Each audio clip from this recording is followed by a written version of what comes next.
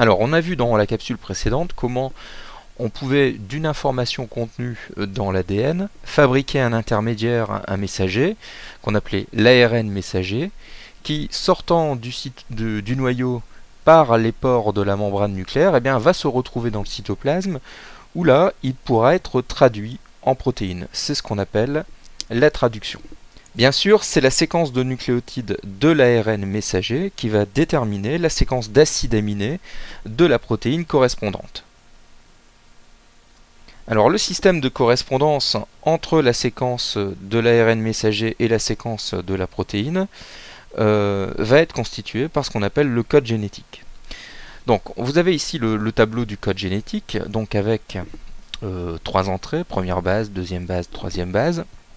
Et le code génétique va donner la correspondance entre un triplet de nucléotides de l'ARN messager et un acide aminé, parmi les 20 possibles, de la protéine.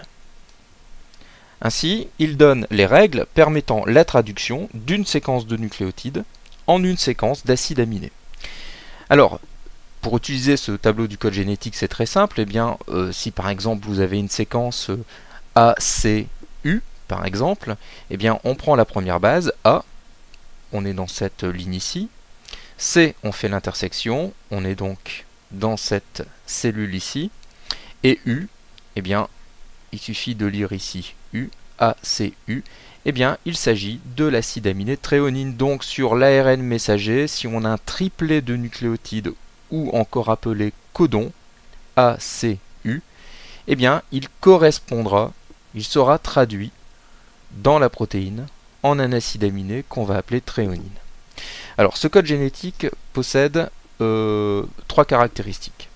Tout d'abord, il est répétitif ou redondant. Vous constatez par exemple pour la leucine, comme pour d'autres acides aminés, qui peuvent être codés par plusieurs codons. Deuxièmement, il n'est pas ambigu, c'est-à-dire que quand vous avez un triplet de nucléotides ou un codon, il donne toujours le même acide aminé. Il comporte aussi des codons qu'on va appeler des codons stop, c'est-à-dire, on le verra, qui vont permettre l'arrêt de la traduction. Donc il ne code pas pour un acide aminé. Et enfin, ce code génétique, il est universel, c'est-à-dire qu'il est identique pour tous les êtres vivants sur Terre, à quelques exceptions près. Alors ce sont des structures présentes dans le cytoplasme qui vont réaliser la traduction selon les règles du code génétique. Ces outils de traduction, on va les appeler des ribosomes.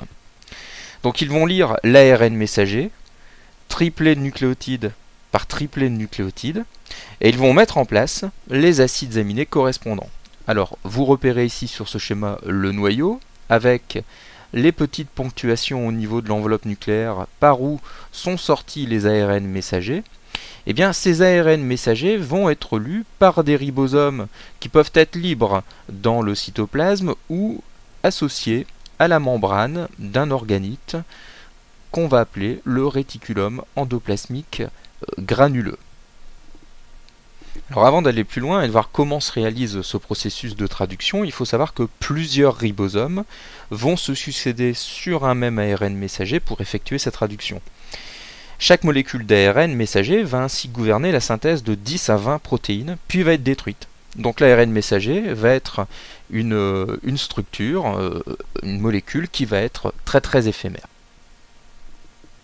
Bien, alors reprenons la synthèse des protéines là où on l'avait laissé sur cette animation, donc c'est-à-dire à la fin de la transcription de l'ADN en ARN pré-messager, puis après maturation en ARN messager. Et bien cet ARN messager, donc on a ici un zoom sur le noyau, et bien va sortir par ces petits éléments qu'on appelle les pores nucléaires et se retrouver dans le cytoplasme où vont se trouver donc les outils de traduction. Alors, la synthèse des protéines va commencer par la fixation d'un ribosome sur le codon initiateur de l'ARN messager. Alors, vous avez ici donc le ribosome qui est constitué d'une petite sous-unité et d'une grande sous-unité. Ce ribosome va jouer le rôle d'une tête de lecture et va avancer le long de l'ARN messager et va associer à chaque triplet de nucléotides un acide aminé correspondant. Alors voyons les premiers acides aminés, par exemple, d'une chaîne polypeptidique. Donc lecture du codon AUG, qui est le codon initiateur. Suivant la règle du code génétique AUG, il s'agit donc de la méthionine, premier acide aminé qui va être fixé. Le ribosome va ensuite lire le triplet de nucléotides ou codon suivant, UGC, donc UGC correspond à l'acide aminé cystéine, et entre les deux acides aminés va faire une liaison peptidique. Et il va ainsi se déplacer de triplet de nucléotides, de codon en codon, donc de triplet de nucléotides en triplet de nucléotides, à chaque fois en associant le bon acide aminé et en reliant cet acide aminé à la chaîne qui vient juste d'être créée précédemment par une nouvelle liaison peptidique. Alors accélérons un petit peu le processus. Donc on voit ici l'élongation donc de la chaîne polypeptidique. Et finalement, comment tout cela va-t-il se finir?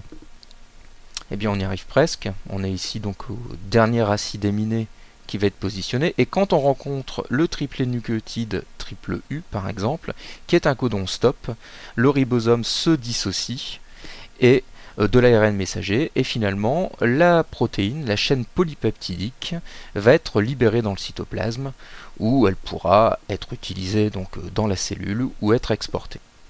Alors petit arrêt sur image sur le processus de traduction de l'ARN messager en protéines.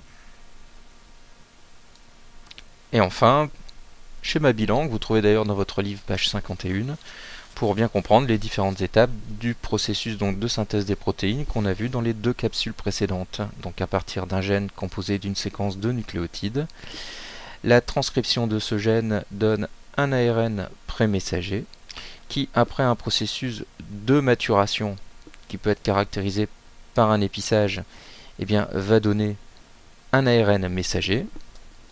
Cet ARN messager va être exporté dans le cytoplasme où il va rencontrer les outils de traduction que sont les ribosomes. Les ribosomes vont lire cet ARN messager suivant le processus, suivant le principe du code génétique, c'est-à-dire qu'un codon, un triplet de nucléotides va correspondre à un acide aminé, et la protéine va donc être synthétisée.